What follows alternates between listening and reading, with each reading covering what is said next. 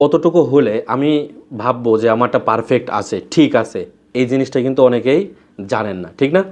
আসেন আমরা জেনে নিই এটা কতটুকু হইলে আপনার জিনিসটা যে পারফেক্ট আছে, আপনার প্যানিসটা যে ঠিক আছে, এটা আপনি বুঝতে পারবেন।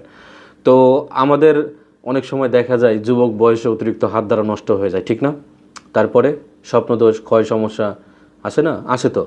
আমরা একটু একাকী নির্জনে গেলেই সবসময় মাথায় চিন্তা আসে এটা ফেলতে হবে, রাত হইলে ফেলতে হবে। সবসময় আপনি এটার উপর অত্যাচার নির্যাতন করতেছেন না? করতেছেন তো। তো দিন শেষে দেখা যাচ্ছে এটা ছোটো হয়ে গেছে, তাই না?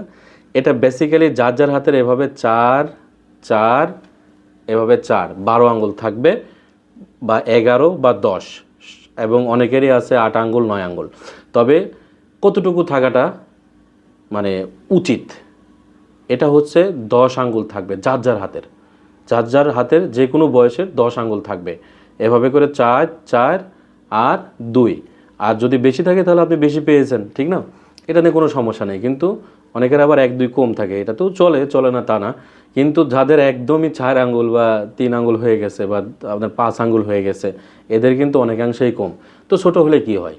ছোট হলে অনেকেই বলে কিছু হয় না, কিন্তু হয়। ছোট হইলে আপনি নিজে তৃপ্তি পাবেন না, একটি মেয়েকে তৃপ্তি দিতে পারবেন না।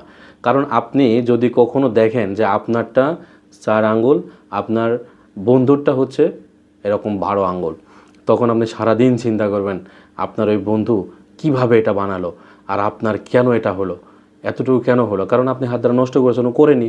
তো বড়র মূল্যায়নটা আপনি করতেছেন, তো একটা মেয়ে করবে না? অবশ্যই করবে, কেন করবে না? তাই যারা এই জাতীয় কাজগুলো করেন আজকের থেকে ছেড়ে দিবেন। অন্তত এটা বড় হওয়ার একটা সময় দিবেন। বড় হওয়ার পূর্বে আপনি এটাকে শেষ করে দিতেছেন। ছোটো হয়ে ভিতর দিকে ঢুকে বসে থাকছে হাত দ্বারা নষ্ট করার পরে, ঠিক না?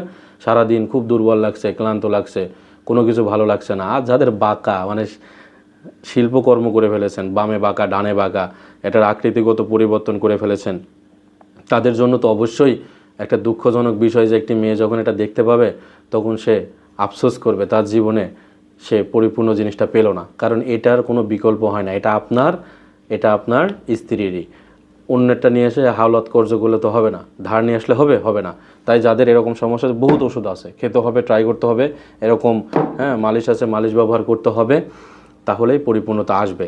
আর যারা হাত দ্বারা নষ্ট করছেন এটাগুলো ছেড়ে দেন। এখনও অনেকে আছে যে বিয়ের পরে বউ এই ঘরে, উনি ওই ঘরে করতেছে, আছে না? এগুলো করলে সমস্যা, সময় কম হয়ে যাবে, এটা ছোটো হয়ে যাবে, ছোটো যাবে না, একদম বাঁকা হয়ে যাবে, চিকুনো হয়ে যাবে। নিজের দেখলে তো খারাপ লাগে, একটা মেয়ে দেখলে কি বলবে? তো ঠিক আছে, ভালো থাকেন সবাই। আসসালামু আলাইকুম ওয়া রাহমাতুল্লাহি ওয়া বারাকাতুহু।